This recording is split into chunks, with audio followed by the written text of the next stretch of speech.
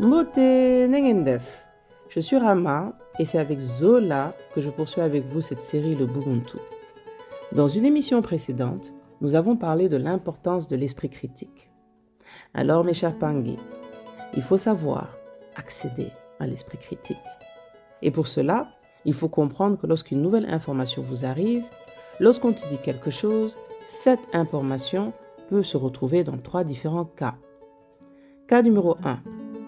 D'abord, cette information peut être une connexion entre les faits et les croyances, c'est-à-dire approuvée par les faits et en accord avec vos croyances. D'accord?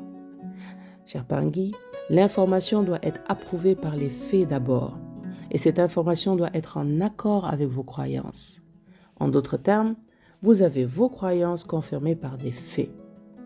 Les anciens Égyptiens étaient des Noirs, il y a là des faits, et il y a là aussi de la croyance. Donc c'est bon. Cher Anta Diop était un savant, il y a là des faits et il y a de la croyance, n'est-ce pas? Tu l'as vu?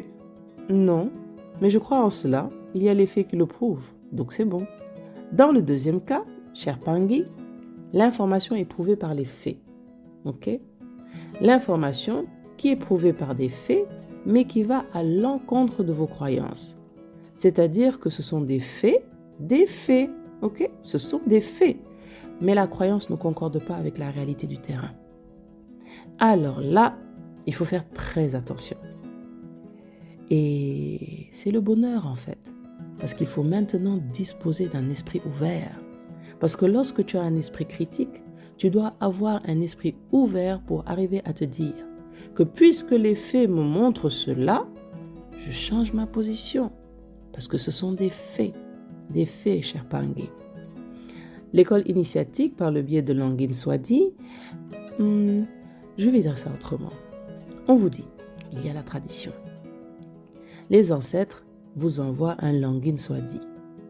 Swadi arrive et nous dit, mes chers Pangui, l'on peut se connecter aux ancêtres sans égorger un poulet. Ah bon?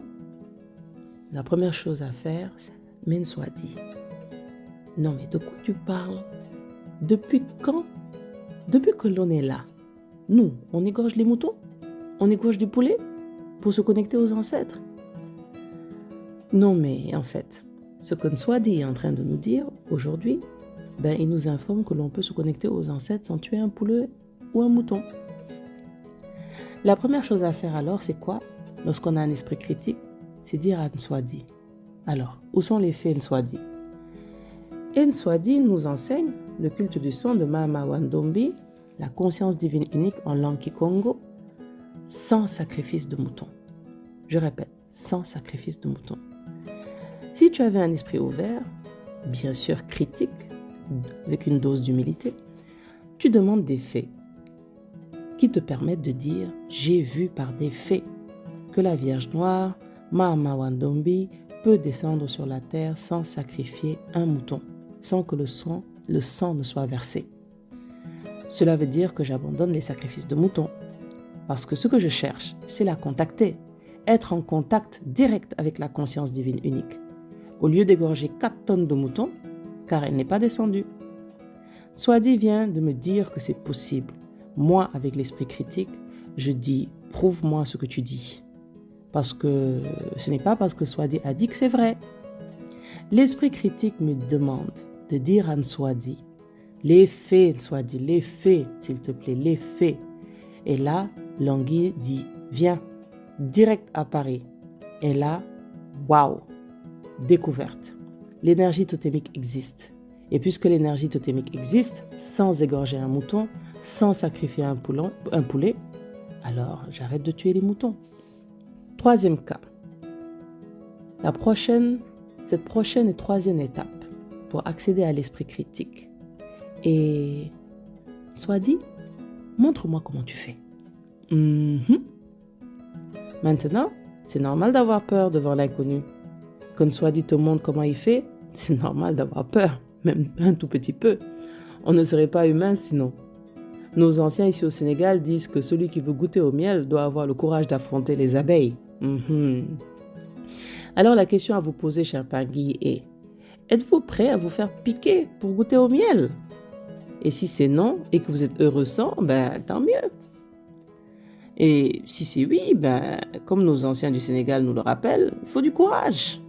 Et pour développer ce courage ou simplement surpasser votre peur, il faut d'abord savoir apprivoiser l'inconnu. Si vous n'avez pas l'âme d'un aventurier prêt à tout découvrir sur l'instant, que ce soit pour entamer un nouveau métier ou pour découvrir un nouveau continent, ben ça va être chaud. Vous devez vous préparer et vous informer, cher Pingui. Plus vous en saurez, plus vous réduirez le champ de l'imprévisible, de l'inconnu. Et cela vous aidera à vous rassurer. B. Il faut savoir quitter sa zone de confort. Lorsqu'on est en face d'une situation ou d'un contexte qui nous fait peur, le plus simple semble parfois de ne rien changer, de conserver routine et habitude afin de ne pas prendre de risques.